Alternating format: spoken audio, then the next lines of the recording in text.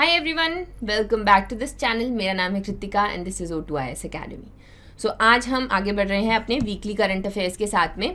तो यहाँ पर जो भी हिमाचल के एग्ज़ाम की तैयारी कर रहे हैं उनके लिए हम लोग प्री और मेंस दोनों ही पर्सपेक्टिव से आपकी करंट अफेयर्स कंपाइल करते हैं। सिंस हिमाचल के करंट अफेयर्स आपको बहुत अलग अलग सोर्सेज में मिलते हैं, तो एक ही जगह हम लोग आपके लिए कंपाइल करके लेके आते हैं वीकली। सो आज हम 15 से लेकर 21 जुलाई के बीच में जो जो न्यूज़ रहे हैं उनको देखेंगे, और साथ साथ में मैं आपको बताती जाऊंगी कि HPPSC किस तरीके से इनके ऊपर क्वेश्चन पूछता है और आपको किस तरीके से आंसर करना है। आने वाले टाइम में आप कोई भी वीडियो मिस ना करें, इसके लिए do subscribe and hit the bell icon, ताकि आपके आने वाले करंट अफेयर्स मिस ना हो। इन लेक्चर्स के PDF आपको हमारी मोबाइल एप्लीकेशन पर मिलते हैं, जिसका लिंक आपको डिस्क्रिप्शन बॉक्स में मिलेगा। वहाँ पे स्टडी मटेरियल नाम का एक सेक्शन होगा और उसमें ये फ्रीली अवेलेबल है, so you can go and check it out. और भी बहुत सारी चीज़ें वहाँ पर अवेलेबल है, जैसे आपके कोर्सेज हो गए, डेली करंट अफेयर्स हैं, स्टडी मटेरियल, टेस्ट सीरीज़, और कुछ भी अगर क्वेश्चन रहे feel free to ask. NT आने वाला है, उसके मॉक टेस्ट और HS की टेस्ट सीरीज़ हैं, सो आप उनको भी, जो फ्री वाले टेस्ट हैं एटलीस्ट, उनको देख सकते हैं कि how is your preparation going on, right. So चलिए शुरू करते हैं। प्रीलिमिनरी अगर फैक्ट्स की मैं बात करूँ, इनमें से बहुत सारे ऐसे हैं जिनसे डायरेक्ट क्वेश्चन पूछा जा सकता है, एज वेल एज बहुत सारे ऐसे भी हैं जिनको आप मेंस में एज अ पॉइंटर यूज़ कर सकते हैं। तो वो मैं आपको बताती जाऊंगी। जैसे कोई अवार्ड्स हैं या फिर आपके मेडल्स मिले हैं, वो डायरेक्टली पूछ लिए जाते हैं, लेकिन जैसे टेम्पल्स हैं तो उनके बारे में हम थोड़ा सा डिटेल में देखेंगे, राइट। फिर आते हैं मेंस की न्यूज़, जैसे कुछ आपकी न्यूज़ में स्कीम्स रही हैं और थोड़ा बहुत जो भी हमने वर्ल्ड बैंक से कुछ फाइनेंशियल हेल्प ली है उसके बारे में देखेंगे। सो पहली न्यूज़ की हम लोग बात करते हैं, Mandi bag silver medal in tuberculosis eradication. तो सबसे पहला प्री फैक्ट बनता है कि मंडी को मिला है सिल्वर मेडल, मिला है किसमें मिला है, ट्यूबरकुलोसिस एलिमिनेशन में, ठीक है। इसका बैकग्राउंड अगर मैं थोड़ा सा आपको बताऊं तो ग्लोबल लेवल पे ट्यूबरकुलोसिस के केसेस बहुत ज़्यादा होते हैं, उन्हीं को हमने रिड्यूस करने के बारे में सोचा, और जब टोटल देखा गया तो ग्लोबली 27% जो उसमें से केसेस हैं वो इंडिया के हैं। तो फिर अगेन इसके सॉल्यूशंस के बारे में सोचा गया। तो नेशनल लेवल पे हमारा नेशनल ट्यूबरकुलोसिस एलिमिनेशन प्रोग्राम चलता है, तो उसमें हम बात करते हैं कि बाय 2025 हम लोग यहाँ पर ट्यूबरकुलोसिस फ्री कर देंगे इंडिया को, और ग्लोबली बाय 2030 बात की गई है, ये मतलब गोल रखा गया है कि तब तक हम ट्यूबरकुलोसिस को ख़त्म करेंगे।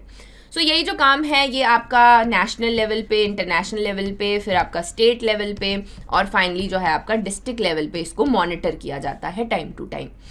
स्टेट लेवल पे जब किया था तभी भी हमने पिछले साल आपके करंट अफेयर्स देखे थे, तो देखा था हिमाचल उसमें भी टॉप आपके परफॉर्मिंग स्टेट्स में था, और पिछले 4 साल से कंजिक्यूटिव ईयर्स में वो बहुत अच्छा यहाँ पर TB इरेडिकेशन में काम कर रहा है।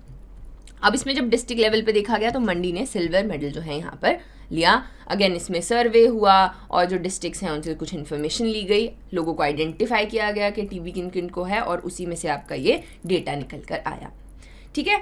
इसमें ट्यूबरकुलोसिस के बारे में आपको कुछ चीज़ें पता होनी चाहिए, जैसे कि it is a bacterial disease which is caused by a bacteria name Mycobacterium tuberculosis. अभी क्या है कि साइंस के भी अच्छे खासे क्वेश्चन हमें HS में देखने को मिलते हैं, सो इस तरीके से डायरेक्टली पूछ लिया जाए कि ट्यूबरकुलोसिस इज़ कॉज्ड बाय आपके बैक्टीरिया, वायरस, फंगी, इस तरीके से, ठीक है। तो it is caused by a Mycobacterium tuberculosis. Affect कहाँ करता है, तो ये लंग्स में अफेक्ट करता है, कफिंग ज़्यादा होती है, रेस्पिरेटरी फ्लूइड्स आपके प्रेजेंट वहाँ पर आपके लंग्स में होते हैं, तो इस तरीके से ये है। इसका जब भी ट्रीटमेंट की हम बात करते हैं तो सबसे पहले तो आपने सुना होगा डॉट्स का प्रोग्राम, है ना, डायरेक्ट ऑब्जर्विंग ट्रीटमेंट है यहाँ पर, ये इसका जो पूरा कोर्स रहता है। इस 6 महीने का कोर्स होता है, फेजेस में होता है, फेज़ 1, फेज़ 2। पहले में इंटेंसिव फेज इसको कहा जाता है 2 महीने का, दूसरा 4 महीने का, और कॉन्टिन्यूम फेज। अब इन दोनों में अलग अलग आपके जो मेडिसिन हैं वो दिए जाते हैं, और वो हैं आपके इस तरीके से, यहाँ पर आप देख सकते हैं कि कौन कौन से हैं। इनके नाम याद करने की ज़रूरत नहीं है, लेकिन अलग अलग लाइन ऑफ ड्रग्स यहाँ पर दिए जाते हैं, ठीक है।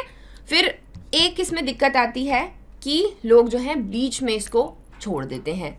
अभी इससे क्या हुआ कि इससे और तरह का TB बन के आया, that is multi drug resistance, यानी कि जैसे कि आपने फर्स्ट फेज़ का ट्रीटमेंट करवाया और सेकेंड आपको लगा ठीक है, ठीक हो गए और आपने छोड़ दिया, फिर क्या होगा, जब नेक्स्ट टाइम आपका टीबी वापस से रीजनरेट करता है तो ये फर्स्ट लाइन ऑफ ड्रग्स आपके ऊपर काम नहीं करेगी।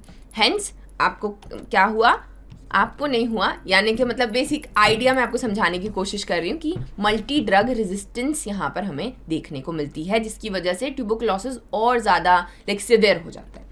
इसी को प्रमोट करने के लिए बहुत सारी एड्स देखते हैं, अमिताभ बच्चन आते हैं, वो बोलते हैं कि अपना डॉट्स का प्रोग्राम पूरा कीजिए, या आपके राहुल द्रविड़ है ना, तो इनको हम चीज़ों को प्रमोट कर रहे हैं ताकि 2025 के आते हुए हम लोग इसको कम कर दें। नेशनल लेवल पे जैसा इसका नाम है नेशनल टीबी एलिमिनेशन प्रोग्राम, इसका नाम पहले कुछ और था, तो दैट वाज आपका ट्यूबरकुलोसिस कंट्रोल प्रोग्राम, अभी इसको चेंज किया गया है।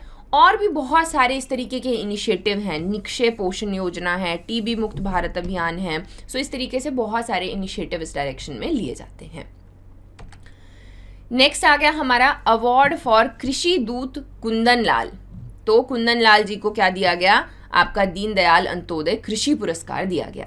अभी ये किसको दिया जाता है, तो ये दिया जाता है आपके छोटे मार्जिनल और आगे आपके लैंडलेस फार्मर्स जो कि सस्टेनेबल एग्रीकल्चर कर रहे हैं किसी भी तरीके से, उसमें उनका जो भी योगदान रहता है, कंट्रीब्यूशन रहता है, उसको रिकग्निशन के तौर पर ये जो आपका पुरस्कार है यहाँ पर दिया जाता है। अभी इसमें 1 लाख का कैश प्राइज भी होता है, एज वेल एज सर्टिफिकेट है, मोमेंटो है, जो कि आपकी अगेन एग्रीकल्चर जो यूनियन है वो यहाँ पर पे करता है, यानी कि आपका मिनिस्ट्री ऑफ एग्रीकल्चर। सो यहाँ पर हम इसके बारे में अगर देखें तो कौन देता है, ये मिनिस्ट्री ऑफ एग्रीकल्चर और फार्मर्स जो वेलफेयर है वो यहाँ पर देते हैं इसको। और again as I told you, ये छोटे फार्मर्स को यहाँ पर दिया जाता है उनके कॉन्ट्रीब्यूशन में। लेकिन अगेन इसको ऐसे ही कोई भी अप्लाई नहीं कर सकता है, इसमें कुछ क्राइटेरियाज हैं, जैसे कि पूरी फैमिली जो है वो एग्रीकल्चर के ऊपर डिपेंडेंट होनी चाहिए, और उनके छोटे फार्म्स जो हैं उन्होंने खुद ही कुछ ना कुछ वहाँ पर प्रॉफिटेबल करके रखा है। देन वी टॉक अबाउट उसके साथ में भी उनका 1 या 2 एक्स्ट्रा चीज़ें हैं, जैसे हम बात करें लाइव स्टॉक हो गया, फिशरी है, हॉर्टिकल्चर है, आपका फार्म वेस्ट मैनेजमेंट है, तो इस तरीके से कुछ जो है उसमें एडिशन होने चाहिए and then you can apply for it. So next हमारी न्यूज़ आती है T&L, L&T, दैट इज़ आपके लार्सन एंड टोरबो। तो ये आपकी एक MNC है जो कि कंस्ट्रक्शन मैनेजमेंट हो गया आपका, then we talk about technology, इस सब चीज़ों में इंफ्रास्ट्रक्चर में डील करते हैं, ठीक है। तो इन्होंने अपना पहला सर्वे किया और इन्होंने कहा कि गोविंद सागर लेक में कुछ टेम्पल जो है वो सबमर्ज्ड हैं, उनको हम रिपेयर यहाँ पर करेंगे। तो सबसे पहले कहाँ पर ये है, बिलासपुर में है। कौन सी रिवर के ऊपर है, सतलुज रिवर के ऊपर है। और फिर हम बात करते हैं इन टेम्पल्स की। तो इन टेम्पल्स पे कुछ खर्चा जो है यहाँ पर ये करने को तैयार है, लेकिन ये हमने पहले भी न्यूज़ में पढ़े थे, क्योंकि ASI बोल रहा था कि इसको हम क्या करेंगे, हम यहाँ पर वापस से रिस्टोर करने वाले हैं। तो यहाँ पर यूजुअली हमने 2 टेम्पल पढ़े थे, एक बाथू की लड़ी भी पढ़ा था, वो कहाँ था, पोंग डैम में। तो यहाँ पर कुछ टेम्पल्स हैं जो ये पानी में डूब जाते हैं। टोटल ये 28 टेम्पल्स हुआ करते थे, अभी इसमें से सिर्फ 8 बचे हैं। अगेन जैसे वहाँ पे बाथू की लड़ी एक नाम है, यहाँ पर कोई नाम नहीं है इनका, लेकिन इनमें से 3 टेम्पल जो हैं वो बहुत इंपॉर्टेंट है। उनमें से एक है रंगनाथ, खानेश्वर और नारदेश्वर। तो इनको पहले जो है कंजर्व करने की बात की जा रही है। अब इसको कैसे डेवलप किया जाएगा, तो इसके स्टेप्स बनाए गए हैं। पहला स्टेप है कि फर्स्ट फेज़ में टेम्पल को थोड़ा ऊपर उठाया जाएगा और प्लेटफॉर्म के ऊपर रखा जाएगा ताकि वो पानी में सबमर्ज ना हो। फुट ओवर ब्रिज बनेगा ताकि लोग वहाँ पर जा सके। सेकेंड फेज़ में रिक्रिएशनल स्पेस बनाया जाएगा, एम्फी थिएटर कुछ इस तरीके का, ताकि लोग जो है वहाँ पर रिक्रिएशनल एक्टिविटीज़ जो हैं वो भी स्टार्ट हो जाए। And the last one is, कितनी बड़ी आर्टिफिशियल लेक है तो वाटर स्पोर्ट्स एक्टिविटीज़ भी शुरू कर देंगे। इससे क्या होगा, आपका टूरिज्म जो है वो काफ़ी ज़्यादा यहाँ पर अट्रैक्ट करेगा, right. Moving forward, next is IIT जो है वो 20th इंजीनियरिंग इंस्टीट्यूट में यहाँ पर मंडी का काउंट हुआ है। सो यहाँ पर एक रैंकिंग आई, इंडियाज़ रैंकिंग 2022, जो आपका नेशनल इंस्टीट्यूशनल रैंकिंग फ्रेमवर्क देता है। अब ये किसको देता है, जितने भी आपके एजुकेशनल इंस्टीट्यूशन हैं, किस तरीके से इंस्टीट्यूशंस काम कर रहे हैं, वेरियस पैरामीटर्स को देखकर एक रैंकिंग दी जाती है एजुकेशनल इंस्टीट्यूशंस को। उसमें आपका IIT मंडी इंजीनियरिंग इंस्टीट्यूशंस में 20th नंबर पर है, और ओवरऑल अगर हम देखें तो that is 43rd rank in all over category. तो ये अभी 43 है, तो that is they have improved. इससे पहले वो 39 पोजीशंस नीचे हुआ करते थे। So again this is not a news जो आपको डायरेक्टली पूछ ली जाएगी, लेकिन जब हम बात करते हैं कि हिमाचल में एजुकेशन सेक्टर कैसा परफॉर्म कर रहा है या गवर्नमेंट जो है वो क्या क्या करती है, क्या वो सक्सेसफुल है कि नहीं है, तो मेंस में जो है इस तरीके की चीज़ें एड अप करती हैं आपके पॉइंट्स, राइट। नेक्स्ट न्यूज़, ये सेम रैंकिंग में एक और बात की गई कि जो शूलिनी यूनिवर्सिटी है वो आपकी टॉप 100 यूनिवर्सिटीज़ में आती है। अगेन ये पिछले साल भी उनको इस तरीके की रैंकिंग दी गई थी, सेकेंड ईयर में ये आपके टॉप 100 में आए हैं। अब इसके लिए बहुत सारे इंस्टीट्यूशंस ने अप्लाई किया था, लेकिन शूलिनी यूनिवर्सिटी जो है वो टॉप रैंक पे अगेन आई है। सो फिर वही बात आ गई कि डायरेक्ट नहीं पूछा जाएगा, लेकिन एजुकेशन की जब हम बात कर रहे हैं, ये इंडिकेटर्स होते हैं कि हिमाचल में अच्छा काम किया जा रहा है इस सेम डायरेक्शन में। Moving forward, our next news is, जो हमारे सीएम हैं उन्होंने ईवीएम और वीवीपैट जो आपकी मशीन्स हैं इनके लिए वेयर हाउस इनॉग्रेट किया। तो इसको हमीरपुर में इनॉग्रेट किया गया। और यूजुअली कहाँ रहती हैं ये मशीन्स? ये मशीन्स रहती हैं आपके स्कूल्स या कॉलेजेस जो हैं गवर्नमेंट वहाँ पर। अब उसके लिए जब वहाँ पर है तो सिक्योरिटी भी रखनी पड़ती है, सिंस ये जो है इलेक्शन तय करती हैं तो इनमें छेड़छाड़ नहीं होनी चाहिए, तो सिक्योरिटी भी रखी जाती है। तो इसके लिए एक डेडिकेटेड वेयर हाउस जो है वो बनाया जाएगा, पर सबसे पहला जो है वो आपका हमीरपुर में यहाँ पर बनाया जाएगा। एंड अगेन जिसके से आपके वो सिक्योरिटी वाला है, आपके बच्चों की स्टडीज़ जो परेशान हो रही है, ये सारी चीज़ें बंद हो जाएंगी। एंड आई एम होपिंग कि वीवीपैट आपका क्या है, voter verifiable paper audit trail. So इसके एडवांटेजेस, ईवीएम के एडवांटेजेस, हमने क्यों स्विच किया, ये सारी चीज़ें आपके पढ़ने की हैं, सो इनको आपने देख लेना है। नेक्स्ट हमारा आता है 2 days थिएटर फेस्टिवल कमेंसेस इन मैक्लोडगंज। तो मैक्लोडगंज में एक इवेंट रखा गया जिसका नाम है Dharamshala residential international festival for theatre. तो यहाँ पर हम क्या कर रहे हैं, हम थिएटर को प्रमोट कर रहे हैं। प्री फैक्ट क्या है, ड्रिफ्ट इवेंट कहाँ पर हुआ, किस चीज़ से रिलेट करता है, थिएटर से रिलेट करता है। तो हिमाचल में क्या है, बहुत सारे, सिंस आप एचएस की तैयारी करते हैं तो आप बहुत सारे फोक ड्रामास पढ़ते हो, लेकिन अब क्या है, अब वो धीरे धीरे जो है पैरिश होना शुरू हो चुके हैं, वैनिश हो गए हैं, दिखते नहीं हैं। हमने, if I take my example, मैंने कभी फोक ड्रामा जो है अपने आसपास में नहीं देखा। जहाँ से मैं आती हूँ उसको हम क्रियाड़ा कहते हैं, पर जो है अभी ये धीरे धीरे ख़त्म होते जा रहे हैं। तो कहीं ना कहीं उसी थिएटर स्पिरिट को आगे लाने के लिए इस तरीके के प्रोग्राम जो है यहाँ पर चलाए जाते हैं। और याद रखना है कहाँ पे, मैक्लोडगंज में इसको किया गया। And again we are promoting theatre. Next news क्या है हमारी, तो दैट इज़ के 75th हमारा इंडिपेंडेंस डे अभी हम मनाने वाले हैं। सो उसको मार्क करने के लिए एक यहाँ पर कैंपेन, नेशन वाइड कैंपेन चलाया जा रहा है जिसका नाम है हर घर तिरंगा। यानी कि इंडिपेंडेंस डे के दिन हम लोग सब अपने घर पे तिरंगा लगाएंगे। It's more like a tribute, या फिर हमारे जो फ्रीडम फाइटर्स थे उनके लिए, या फिर as like more of a celebration के हमने इतने साल जो है यहाँ पर निकाल दिए एंड नाउ लाइक इंडिपेंडेंस को सेलिब्रेट करने के लिए। तो ये जो इंडियन नेशनल फ्लैग है इसके बारे में हमें कुछ चीज़ें पता होनी चाहिए जो आपको हेल्प भी करेंगी एग्जाम के लिए। तो ऑब्वियसली आपने पढ़ा भी होगा, लेकिन थोड़ा सा यहाँ पर मैं बताती हूँ। सो इंडिया का जो फ्लैग है वो ऐसा नहीं है कि ऐसा ही था, बहुत टाइम से इवॉल्व हुआ है। 1906 से 1947 तक आते आते बहुत चीज़ें चेंज हुई हैं। इसमें बहुत लोगों का कंट्रीब्यूशन गया, देखा गया कि किस तरीके से ऐसे कोई कलर्स ना हो जो किसी रिलीजन को डिस्क्राइब करते हों। तो इसमें 3 जो कलर्स हैं वो मेन आपके डाले गए। सैफरन जो है स्ट्रेंथ और करेज को आपका सिंबलाइज करता है, वाइट जो है पीस और ट्रूथ को, देन ग्रीन कम्स जो आपकी फर्टिलिटी है, ग्रोथ है उसको। अशोक चक्र जो है उसमें 24 स्पाइक्स हैं, स्पिनिंग व्हील जो बताता है कि लाइफ में मूवमेंट जो है वो होती रहनी चाहिए, वही डेवलपमेंट है, और रुकना जो है stagnation is death, right. Then again इसका जो रेशो है दैट इज़ 3.2, इसी रेक्टेंगुलर शेप में इसको रखा जाता है। उसके अलावा जो कॉन्स्टिट्यूशन असेंबली है उन्होंने इसको जो मोशन पास किया था नेशनल फ्लैग का, that was on 22 July 1947। So next हमारा मेंस का टॉपिक एक आ जाता है कि चंबा जो है कैंपेन चला रहा है एक टोबैको फ्री होने के लिए। दैट मीन्स तंबाकू मुक्त यहाँ पर चंबा होना चाहता है और उसमें यहाँ पर कुछ स्टेप्स ले रहा है। तो सबसे पहला तो आपका यही बन जाएगा कि कौन सा एडमिनिस्ट्रेशन है, कौन सा डिस्ट्रिक्ट है, चंबा है। और एंड दे आर प्लानिंग कि 2025 तक टोबैको फ्री उसको करना है। अब अगेन बहुत सारे सर्वेज जो हैं, पहले डेटा इकट्ठा करना बहुत ज़रूरी होता है, तो डेटा इन्होंने कलेक्ट किया। तो यहाँ पर अब ये आगे क्या करेंगे, इनकी स्ट्रैटेजी क्या है।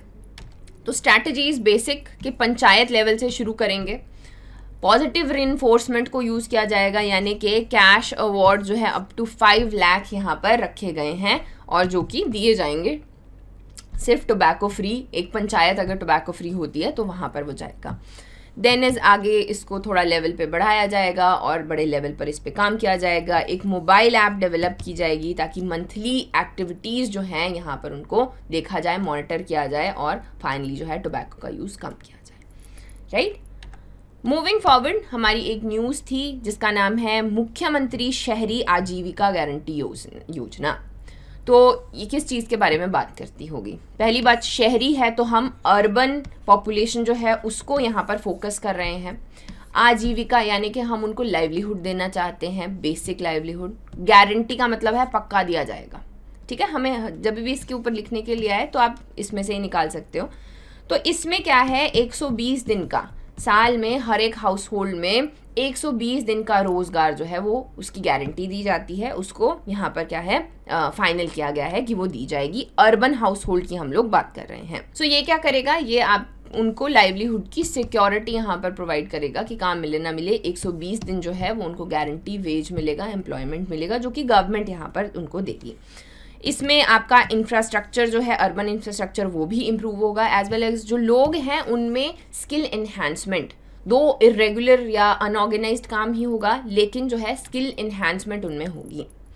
एलिजिबिलिटी के क्राइटेरियाज भी इसके लिए हैं, जैसे कि इसमें आपका लोकल रेजिडेंट होना चाहिए, अर्बन लोकल बॉडी का, अनस्किल्ड काम करने के लिए रेडी भी होना चाहिए, उसके घर में एक बच्चा, वाइफ और जो है वो भी होने चाहिए। बेसिकली 2 अडल्ट ज़रूर यहाँ पर होने चाहिए, वो यहाँ पर ले सकते हैं। अपर एज लिमिट कितनी है, तो that is 65 years, right. Last news आज की है, that is 1600 crore rupees world bank ने दिए हैं हिमाचल के पावर सेक्टर को। क्यों दिए गए हैं, तो यहाँ पर एक प्रोग्राम चलेगा, Himachal Pradesh power sector development programme, जिसमें रिन्यूएबल एनर्जी के ऊपर ज़्यादा फोकस किया जाएगा। उसके लिए और भी नए रिफॉर्म्स लाए जाएंगे। सोलर पावर हो गया, इसको ज़्यादा इन्हेंस करना है और इसकी एफिशिएंसी, हम कह सकते हैं कि जितना भी काम किया जा रहा है उसको थोड़ा और एफिशिएंट करना है। Since we have lots of rivers and lots of sunlight, तो हम क्या चाहते हैं कि एक प्रॉपर पावर नेटवर्क यहाँ पर बनाया जाए जिसको स्ट्रेंथन किया जाएगा।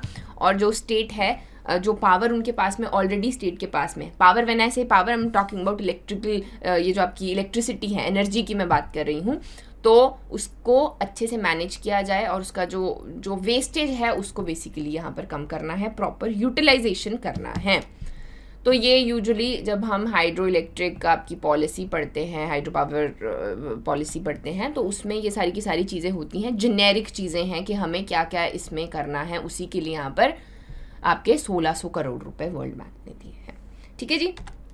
सो that is it for today. I hope आपको ये वीडियो पसंद आया होगा। Do like, share and subscribe.